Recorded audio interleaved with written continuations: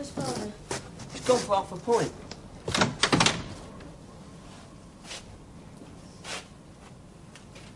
Where did you go, Liz?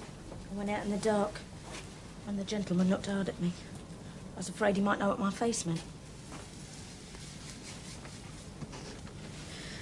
But you will make the most of your time, won't you, Charlie? Won't I? I like that, don't I? Yes, you work hard at your learning, I know. And I work a little, and plan and contrive a little. I wake out of my sleep contriving sometimes how to get together a shilling now and a shilling then that will make Father believe that you're beginning to earn a stray living alongshore. Your father's favourite. You can make him believe anything. Oh, I wish I could, Charlie. For if I could make him believe that learning was a good thing and that we should all lead better lives, I should be almost content to die. Don't talk stuff about dying, Liz.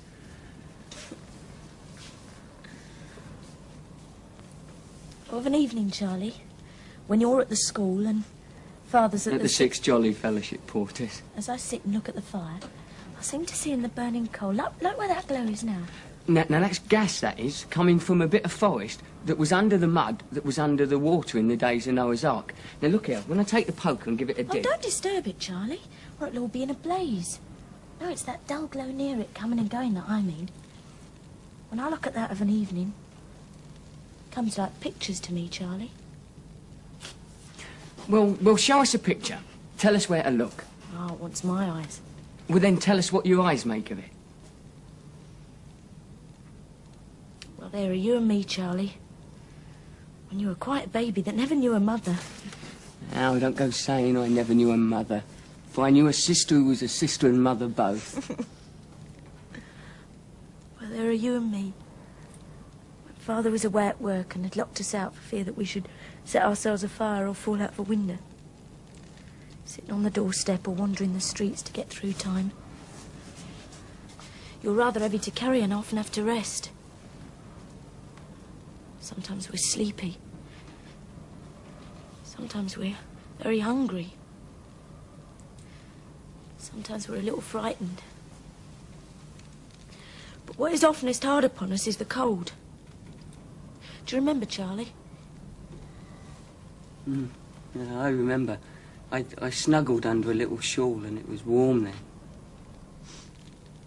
Sometimes it rains and we get under a boat or the likes of that.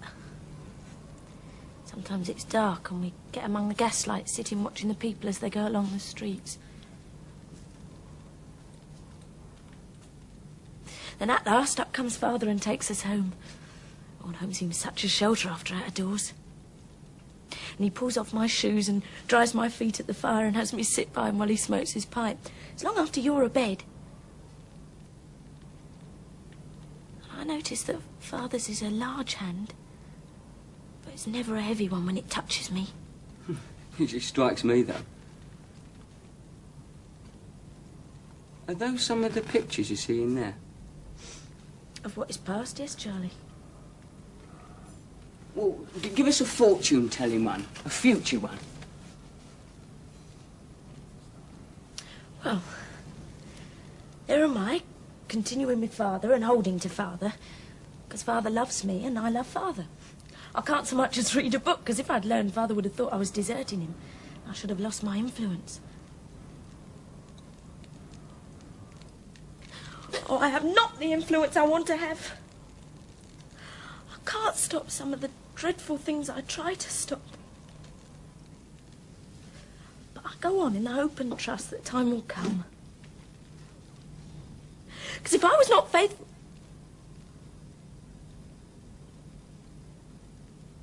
Well, there you are. Where am I, Liz? Still in the hollow, down by the flare. There you are, Charlie. Working your way in secret from Father at the school. And you get prizes. And you go on better and better. And you rise to be... What was it you called it when you told me about it? Fortune teller, not know the name. Pupil teacher. Yeah. And you come to be a pupil teacher. And still you go on better and better. And you rise to be a master full of learning and respect.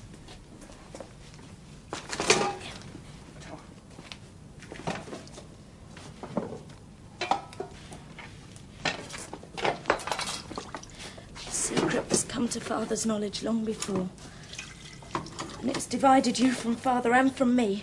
No, it hasn't. Yes, it has, Charlie. I see as plain can be that your way is not ours.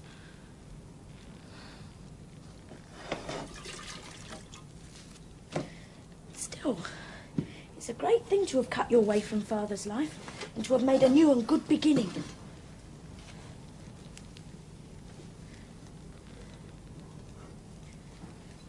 So there am I, left alone with Father, keeping him as straight as I can and looking for more influence than I have. Hoping I may wish to turn him to do better things. You said you couldn't read books, Liz. Your library of books is the hollow down by the flare, I think. I should be very glad to read real books, Charlie. I feel my want for learning very much. But I should feel it even more if I didn't know it to be a tie between Father and me.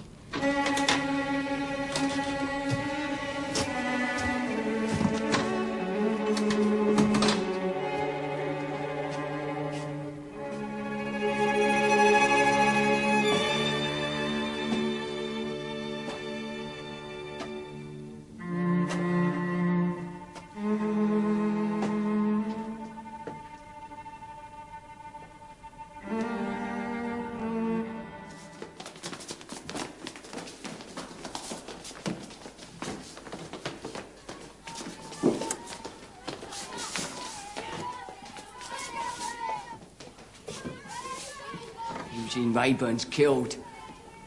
I heard of the outrage. Not that he was killed. If you had any part in this, you've done me an injury that's never to be forgiven. I allowed myself to be mixed up in this business with you by encouraging your wish to marry my sister. And now by pursuing the ends of your violent, selfish temper, you probably laid me open to suspicion. Is that gratitude, Mr. Headstone? Is it? You fell in love with my sister. She could not be persuaded to like you. Now it seems she was right. In all your selfish passions, you've not bestowed one proper thought on me.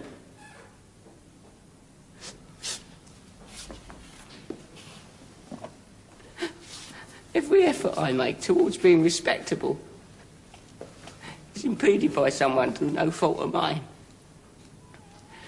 First my father, then my sister, and now you. But I won't be dragged down by others. I've done with my sister as well as you. Since she cares so little for my position in society, and she can go her way and I'll go mine. My prospects are good and I'll follow them alone. Mr. Headstone, whatever lies upon your conscience, I hope you'll see the justice of keeping clear of me.